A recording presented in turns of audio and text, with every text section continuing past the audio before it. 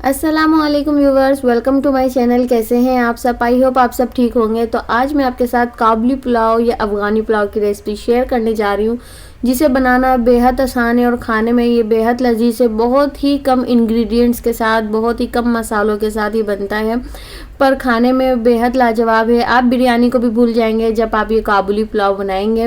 تو اگر آپ کو میری ریسپی پسند آتی ہے تو پلیز لائک کر دیجیے گا، شیئر کر دیجیے گا، اور چینل کو سبسکرائب نہیں کیے تو سبسکرائب کر لیں اور بیل آئیکن کو کلک کریں۔ تو آئیے بنانا اسٹارٹ کرتے ہیں۔ بسم اللہ الرحمن الرحیم۔ تو سب سے پہلے ایک کوکر میں ایڈ کر رہی ہوں 1 کلو بیف یا مٹن یا چکن، آپ کسی میں بھی بنا سکتے ہیں۔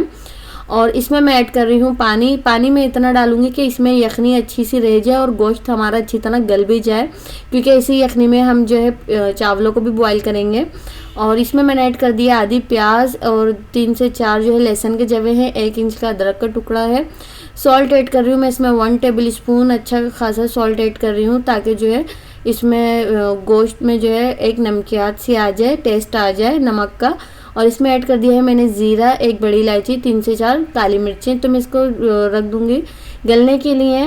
اور یہاں میں نے لیے ہیں 650 گرام باسمتی رائس، آدھا کلو سے تھوڑے سے زیادہ ہیں، یہ پورے 3 پاؤ بھی نہیں ہے میرے پاس یہ چاول۔ تو میں 1 کلو میں کم ہی یوز کر رہی ہوں، گوشت زیادہ ہو اور چاول کم ہو۔ اس کو میں نے 15 سے 20 منٹ کے لیے بھگو دیا ہے باسمتی رائس کو اچھی طرح واش کرنے کے بعد۔ تو اب مسالہ تیار کر لیتے ہیں۔ بہت ہی کم مسالے جاتے ہیں اس میں۔ 1 بڑی الائچی لی ہے میں نے، 3 سے 4 جو ہے ہری الائچی لی ہے، اور یہاں میں نے 3 سے 4 لونگ لیے، شاہ زیرہ لیا ہے 1 ٹی اسپون، سفید زیرہ لیا ہے 1 ٹی اسپون، بلیک پیپر لی ہے 1 ٹی اسپون۔ بہت ہی کم انگریڈینٹس جاتے ہیں، تو میرے پاس یہ زیادہ مسالے نہیں تھے، اس لیے میں اسے گرائنڈر میں نہیں کر رہی ہوں، میں اسے کوٹ رہی ہوں، اور کوٹ کے ہی اتنے اچھی طرح پس گئے ہیں یہ۔ اور دیکھیں بہت ہی کم، تقریباً 1.5 ٹیبل اسپون مسالہ بس یہ ہوا ہوگا۔ یہاں میرے پاس گاجریں، اور گاجر یہ تقریباً میں نے 1 کپ لی ہیں، جن کو میں نے باریک باریک جو ہے لمبائی میں کٹ کر لیا ہے۔ اور یہاں دیکھیں گوشت کو پریشر اچھی طرح لگ چکا ہے، یہ 40 منٹ لگے ہیں، کیونکہ بیف کا گوشت تھا تو مجھے زیادہ لگا اس کو گلانے میں۔ یہ آپ کے کوکر پہ ڈیپینڈ کرتا ہے کتنے منٹ میں گل جاتا ہے۔ تو یہاں ساتھ ہی میرے پاس کالی والی کشمش ہے، جس کو میں نے بھگو کے رکھ دیا ہے، اس کی ڈسٹ اچھی طرح سے پہلے نکل جائے تو پھر میں اسے واش کروں گی، اور ساتھ ہی میں جو ہے دوسری والی کشمش بھی یوز کروں گی۔ تو یہاں پہ میں نے رکھ دیا ہے 1 وسل، اور اس میں ایڈ کر رہی ہوں کوکنگ آئل، تقریباً 1 کپ ایڈ کیا ہے میں نے۔ اور اس میں نے ایڈ کر دی ہے سب سے پہلے گاجروں کو پہلے میں جو ہے فرائی کر کے نکال لوں گی، اس کے بعد میں کشمش ایڈ کروں گی۔ گاجروں کا کلر کیونکہ چھوٹے گا اور کشمش کا بھی کلر الگ ہوگا، تو اس لیے میں ساتھ نہیں کر رہی ہوں فرائی، الگ الگ فرائی کر رہی ہوں میں۔ اور یہاں میں جو ہے اس کو میڈیم ٹو لو فلیم پہ فرائی کر رہی ہوں، زیادہ تیز آنچ پہ نہیں کریے گا ورنہ تو کلر خراب ہو جائے گا گاجروں کا۔ اور یہاں دیکھیں میں نے کشمش لی ہے تقریباً ½ کپ، کالی کشمش بھی ہے میرے پاس، بلیک رائزنس، اور یہاں پہ میرے پاس نارمل والی کشمش بھی ہے جو ہم حلوے میں ایڈ کرتے ہیں۔ بس ہلکا سا فرائی کرنا ہے تاکہ کشمش کا بھی جو ہے فلیور بہت اچھا سا آ جائے، اور کشمش فرائی ہو جائے تو پھر ہم اسے جو ہے اوپر گارنشنگ میں ایڈ کریں گے، اور یہ سب سے مین چیز ہے کابلی پلاؤ میں ڈلنے کی۔ تو یہاں دیکھیں اب اسی آئل میں ایڈ کروں گی تقریباً 1 کپ پیاز میں نے زیادہ لی ہے کیونکہ پلاؤ بنا رہے ہیں، اور پیاز کو جو ہے ہمیں براؤن کرنا ہے، گولڈن براؤن۔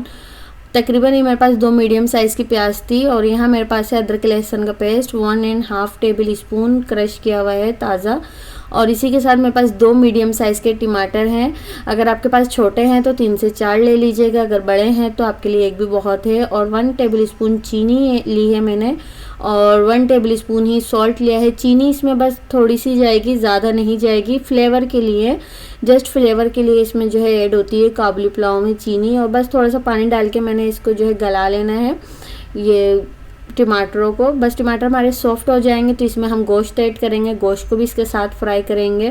بہت الگ الگ طریقے سے کابلی پلاؤ کی ریسپیز بنتی ہیں، پر میں آپ کے ساتھ بہت ہی سمپل سے اور جھٹپٹ سے بننے والی ریسپی شیئر کر رہی ہوں۔ یہ بہت ہی زیادہ مزیدار بنا تھا پلاؤ، اگر آپ بنائیں گے تو آپ کو خود ہی اندازہ ہو جائے گا کہ کتنا اچھا پلاؤ بنا تھا۔ تو یہاں دیکھیں میں فرائی کر رہی ہوں گوشت کو، گوشت تو ہمارا اچھی طرح گل چکا ہے، بس فرائی ہو جائے اچھی طرح سے۔ اور پھر اس میں نے جو ہے تھوڑا مسالہ ڈالا ہے، پورا نہیں ڈالا ہے، آپ نے دیکھا ہے میں باقی چاولوں کے اوپر ڈالوں گی، بس اس میں خوشبو کے لیے میں نے تھوڑا سا ڈال دیا ہے۔ آپ چاہیں تو تھوڑا سا جائفل اور جاوتری کا بھی ڈال سکتے ہیں پاؤڈر، میں نے نہیں ڈالا۔ اور اس میں نے ایڈ کر دی ہے سوک کیے ہوئے چاول باسمتی رائس۔ اس جو ہے برتن میں میرا چاول بالکل اچھی طرح کھلا کھلا پک جائے گا، اس لیے میں نے یہ لیا ہے، اور آپ کے پاس جو بھی کھلا برتن ہو آپ اس میں لے سکتے ہیں۔ تو یہاں دیکھیں مکس کریں گے اچھی طرح سے، اور جو اسٹاک ہمارے پاس بچا تھا اسٹاک یخنی کا وہی میں ایڈ کروں گی، اور 1 انچ پر رہنا چاہیے چاول آپ کے اتنے ہوں کہ اس میں 1 انچ آپ جب اس میں ڈپ کریں تو اس کا جو ہے اوپر رہنا چاہیے پانی کا، بالکل پرفیکٹ میجرمنٹ ہے چاول اور پانی کا یہ۔ اب میں کور کر دوں گی اور اس کا پانی کو ہم خشک کر لیں گے، تو میڈیم ٹو ہائی فلیم پر ہی میں نے اس کو خشک کیا پانی کو۔ تو یہاں دیکھیں پانی خشک ہو چکا ہے، اور تھوڑا سا پانی اس میں ذرا سا ہے وہ ابھی سوکھ جائے گا۔ باقی ہم اس میں جو ہے اس کو مکس کر لیں گے پہلے، تاکہ جو ہے اوپر نیچے ہو جائیں چاول اچھی طرح سے، اور پھر اب اس میں جو میں مسالہ ایڈ کر دوں گی جو ہم نے بچا کے رکھا تھا۔ یہ مسالہ بہت اچھا لگتا ہے، اس میں خوشبو آتی ہے بہت اچھی پلاؤ میں۔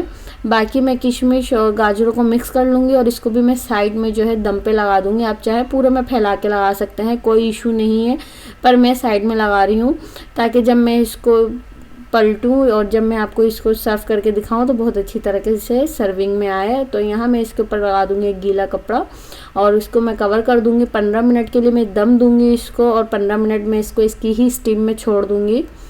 تو یہاں دیکھیں 15 منٹ میں نے اسے دم دیا، اور 15 منٹ میں نے اسی کو ایسے ہی رہنے دیا تھا پلاؤ کو، اور اب میں اس کو آپ کو جو ہے سرو کر کے دکھا رہی ہوں کہ ایک ایک دانہ کھلا کھلا بنتا ہے۔ گرم چاول کو فوراً سے نہ ہاتھ لگایا کریں، اس سے کیا ہوتا ہے ٹوٹا ٹوٹا ہو جاتا ہے چاول، ٹوٹ جاتا ہے اور کھلا کھلا نہیں رہتا ہے گرما گرم رہنے سے۔ اب اس کو جو ہے 15 منٹ جب چھوڑ دیتے ہیں نا اسٹیم میں، بہت اچھا چاول کھلا کھلا بنتا ہے۔ تو یہاں میں آپ کو سرو کر کے دکھا رہی ہوں، ماشاءاللہ سے بہت ہی زیادہ مزیدار سے ایک ایک دانہ کھلا کھلا، اور کھانے میں بے حد لاجواب بنا تھا۔ اگر آپ کو میری ریسپی پسند آئے تو پلیز لائک کر دیجیے گا، شیئر کر دیجیے گا، اور چینل کو سبسکرائب کر لیجیے گا۔ تب تک کے لیے اللہ حافظ۔